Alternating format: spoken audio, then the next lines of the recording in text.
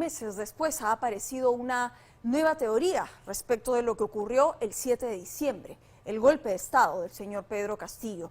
Y esto ha sido refrendado el día de hoy, nada menos que por 3 de sus aparentes abogados. Lo que es cierto es que muy temprano circulaba una convocatoria de prensa en donde figuraba el nombre de quien en su momento fuera su defensa técnica. Vamos a saber si lo es o no, el doctor Benji Espinosa. Ahí está la conferencia, ¿no? La invitación.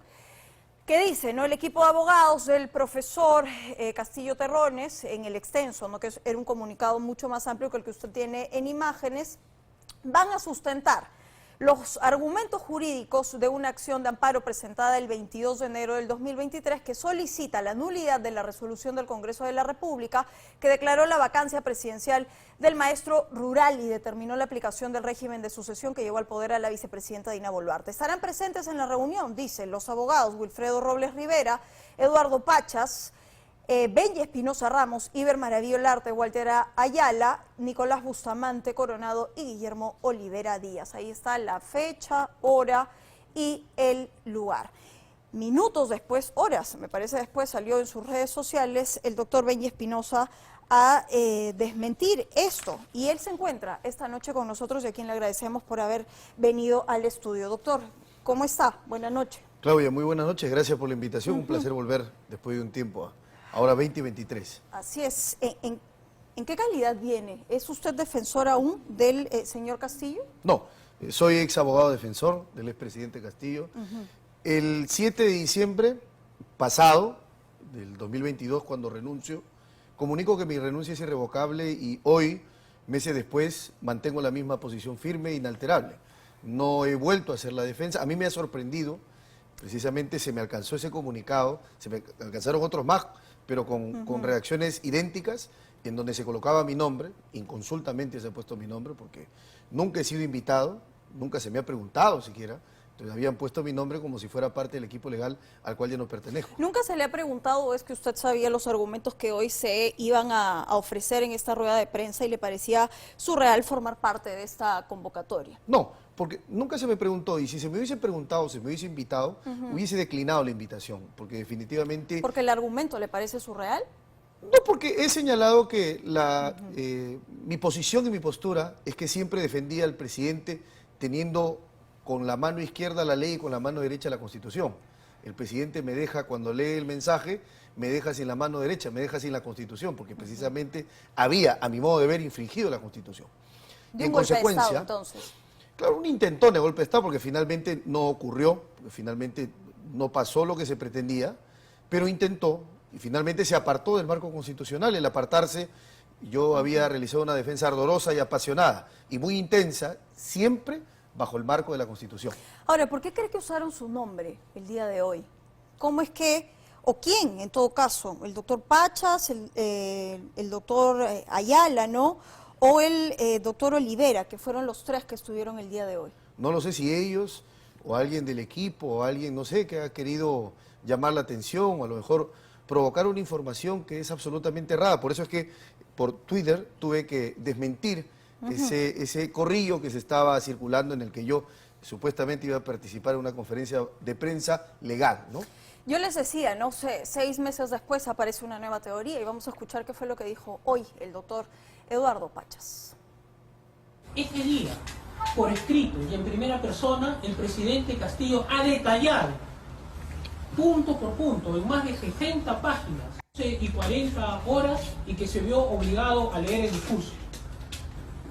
Fue arrinconado, emboscado y con amenazas de muerte a su persona. Que ese día, si no se le suspendía o se le vacaba, se le iba a matar.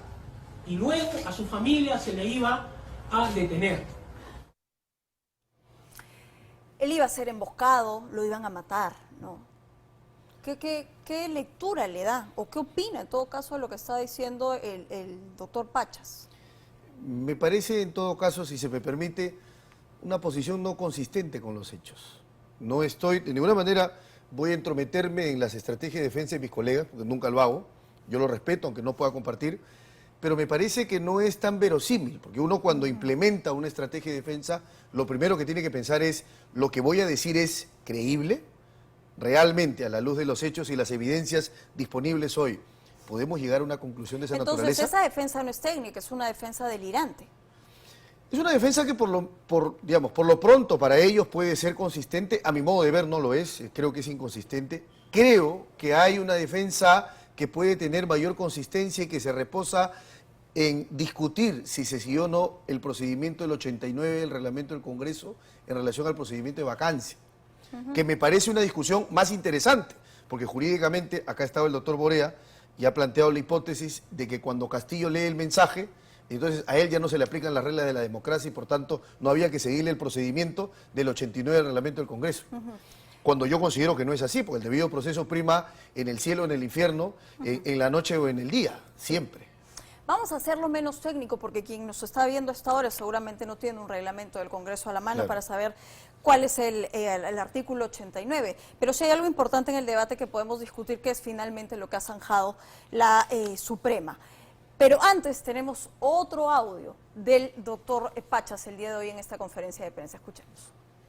Ha denunciado detalle por detalle el hecho, cómo es que ha sucedido el 7 de diciembre y la forma y circunstancias que, sabiendo y conociendo que no se iba a lograr un golpe de Estado, es que el presidente Castillo toma esta decisión por estrategia jurídica de leer ese discurso sabiendo y conociendo que desde las 6 de la mañana y por obra y gracia del señor general Chávez Cresta, hoy ministro de Defensa, ya tenían un plan para acabar definitivamente con el gobierno del señor Pedro Castillo.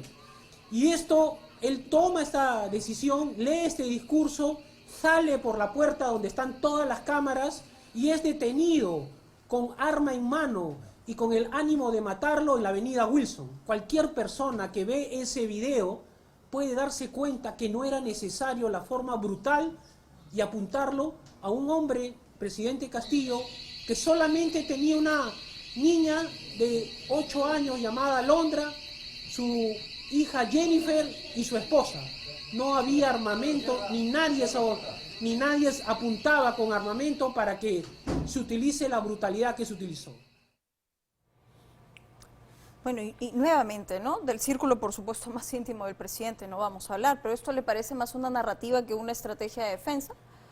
Yo me permito ahora nuevamente disentir de mi colega el doctor Pachas porque utiliza la expresión estrategia jurídica. Y qué bueno que ahora lo haga, ¿no, doctor Espinosa? Porque usted y el doctor Pachas eran inseparables en una defensa férrea del presidente. No, podíamos disentir, pero como siempre pasa, uno puede disentir a la interna, pero al exterior hay que mostrar unidad, hay que mostrar que hay algún tipo de discrepancia. Constantemente chocaban. Podíamos discrepar, como pasa en la democracia, que puedes discrepar tú con otra periodista por más que le tengas aprecio y respeto. Ahora, pero los Eso abogados de un solo presidente chocar al punto de finalmente salir a maquillar la situación, o sea, ¿era usted quien maquillaba la situación y salía al frente a intentar poner paños fríos respecto de lo que se estaba viviendo al interno? Discutíamos, deliberábamos, intercambiábamos ideas y finalmente decíamos la posición es una sola. Entonces eso era muy claro. Pero, ¿qué pasa con el tema de estrategia jurídica? Lo que ocurre es que si fuera una estrategia jurídica, tendríamos que haberla conocido quien te habla y el doctor Palomino Manchego, que íbamos a defender al presidente ante la moción de vacancia en el Congreso, y eso no fue así. Es decir, no se deslizó como una hipótesis defensiva o como una acción defensiva la lectura de un mensaje. Fue sorpresiva para todos. Ahora, usted ha hecho mención a un artículo del reglamento del Congreso. ¿Por qué nos mantenemos en esta constante, no? El debate seguramente lo permite, pero a la luz de los hechos, ¿por qué nos mantenemos en esa constante cuando ya la Suprema ha zanjado bastante bien el tema con la flagrancia delictiva? Porque la Suprema no tiene la palabra definitiva, porque la Corte Suprema ha dicho, sí, acá uno cuando confirma la detención preliminar y la convalida, dice ha habido flagrancia. Cuando le dicta prisión preventiva, dice hay alta sospecha o sospecha grave de que el presidente pudo haber cometido rebelión o conspiración para rebelión, ¿correcto? Pero lo que digan ellos no es la última palabra, porque la discusión ahora está en el ámbito de la justicia constitucional. Hay muchísimos casos donde la Corte Suprema dice hay flagrancia o hay elementos para la prisión y en donde la justicia constitucional le enmienda la plana y dice se ha equivocado, no ha motivado bien, no es correcto. ¿La discusión está por la preventiva o por la restitución del presidente tal como lo señalan hoy sus defensores? Hay dos discusiones, entiendo. Una es por la prisión preventiva. ¿Para usted es viable que se restituya todo al estado anterior del 7 de diciembre? Desde O sea, el que punto- Pedro Castillo vuelva a ser presidente de la República. Desde el punto de vista estrictamente jurídico y tal como siempre acostumbro a dar mis opiniones, solo con lente jurídico y no político, concretamente lo que ha pasado acá es que ha habido un irrespeto del debido proceso parlamentario. El Congreso actuó con apresuramiento, con prisa. Entonces, por supuesto, se ganó el aplauso, pero finalmente no actuaron como correspondía. Nadie puede ser desviado del procedimiento preestablecido, en este caso en el reglamento del Congreso, en el 89A, que establece que, por ejemplo, si quieres precipitar el debate y la votación de una vacancia, tienes que contar con la votación de 4/5 partes del número legal del Congreso, que no se tenía. Yo vuelvo y repito, esa discusión ya la zanjó la Suprema. Y tengo la resolución a la mano que da detalles, ¿no? El paso a paso de lo que ocurrió el día 7 de diciembre, ¿no? Y hay varios elementos que son importantes de recordar, seguramente pues, se haría muy pesado esto, pero ¿por qué insistir precisamente en un procedimiento, que es el que usted señala, que ha utilizado el Congreso de la República, según usted, a sus anchas y para el aplauso de la gente? Porque el problema está que cuando la Cámara Legislativa no actúa con reflexión, no actúa con mesura y con prudencia, que debe ser la tríada de valores que presiden toda la actuación de los congresistas, el problema está en que se generan estas hendiduras que pueden ser aprovechadas jurídicamente. Porque si no hay debido proceso, significa que esa decisión, producto del irrespeto al debido proceso o fuera de los marcos del debido proceso, es nula. Y lo que viene después también, que es la sucesión constitucional. Le leo la séptima, ¿no? Que se aleja de lo que usted está diciendo, que la noción de flagrancia y las consideraciones que habilitaban un procedimiento expeditivo para acordar el levantamiento de la prerrogativa del antejuicio y la declaración de haber lugar a la formación de causa penal están desarrolladas en otro de los fundamentos de esta resolución. Cabe enfatizar que sí existió un expreso debate y una puntual votación, acuerdo y expedición de una resolución acusatoria de contenido penal. Ya, y yo discrepo muy respetuosamente con esa posición, porque lo que se dice es, hubo expreso debate, hubo votación. La pregunta es, ¿llamaron al presidente Castillo para que se defienda?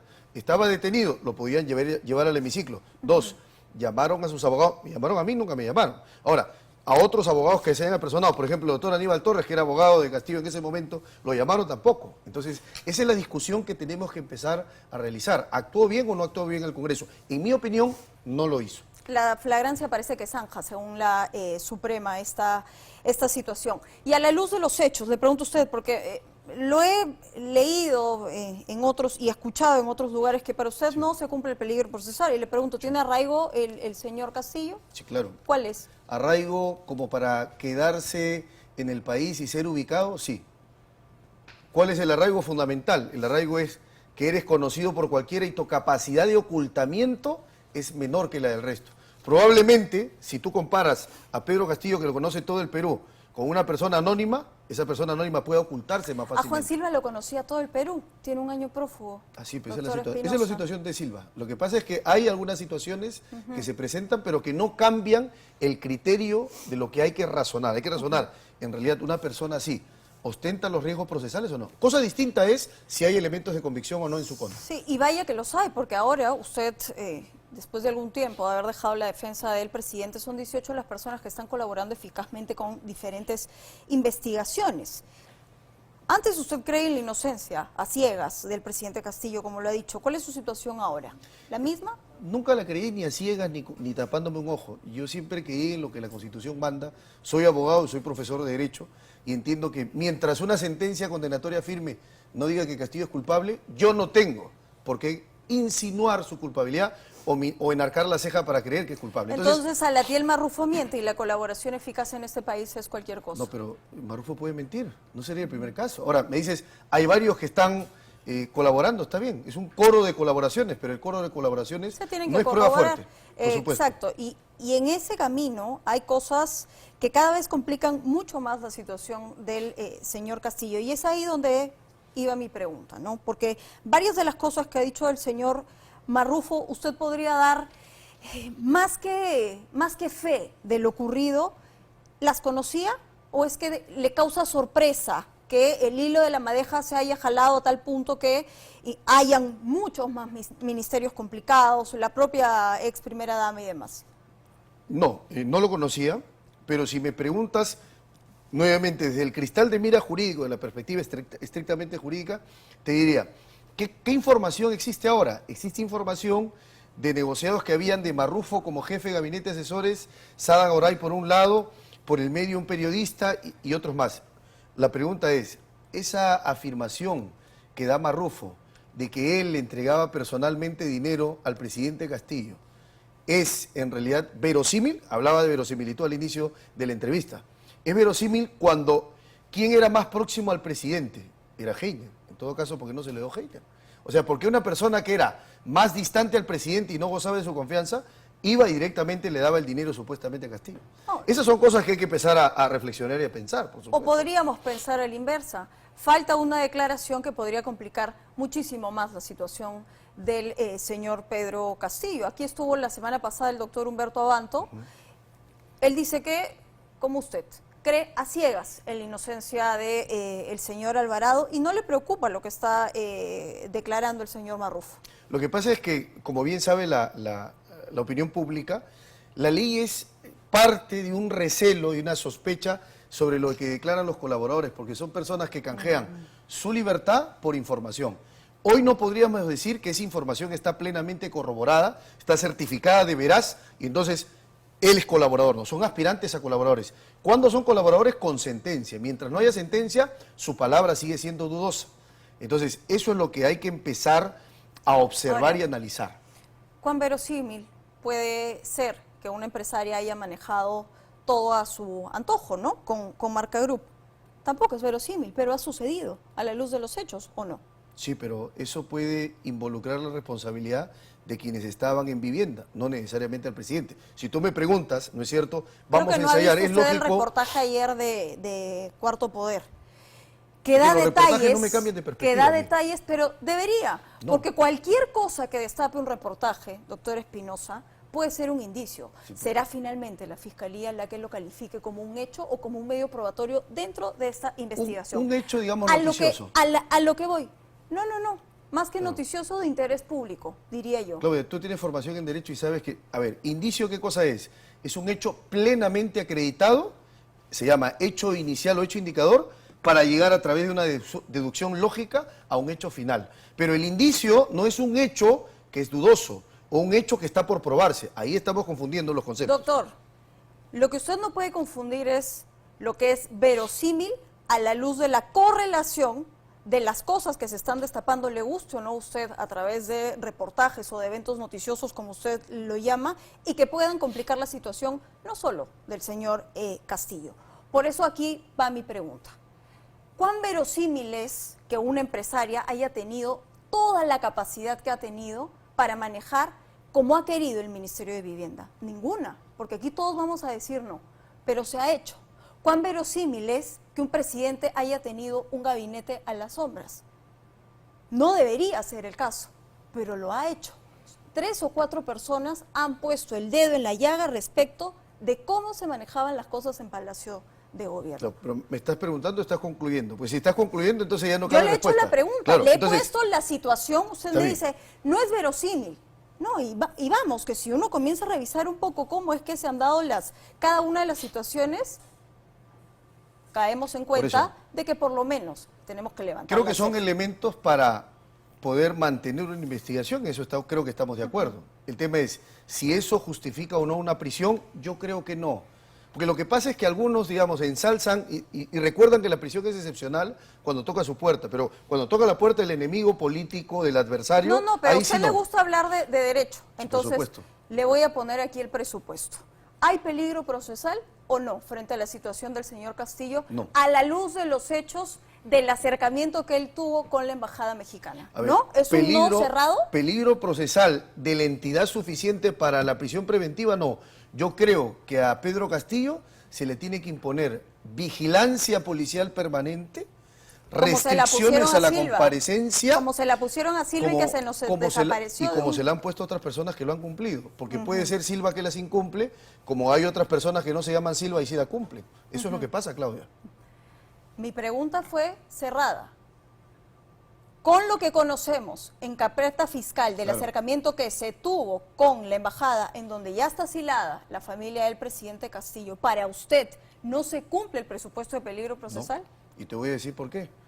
Porque no, a ver, una conclusión es, iba para esconderse, para asilarse. La otra lectura, que también es plenamente viable, es, iba para que la familia se asile y él dé la cara. Entonces, hay tantas posibilidades de que sea una situación como la otra. Ambas para mí son perfectamente lógicas y Bueno, posibles. ¿aceptaría entonces usted retomar la defensa No. técnica? No. De ninguna manera. Y como me escuchaste, al inicio critiqué algunos puntos que no me parecen consistentes, pero otros puntos que sí me parecen los tengo que hacer. Bien, doctor, yo le agradezco por estar esta noche con nosotros Gracias, en Claudia, un 2023. Y que no sea la última. No, para además. nada. Gracias por estar con nosotros y tenemos que ir de inmediato.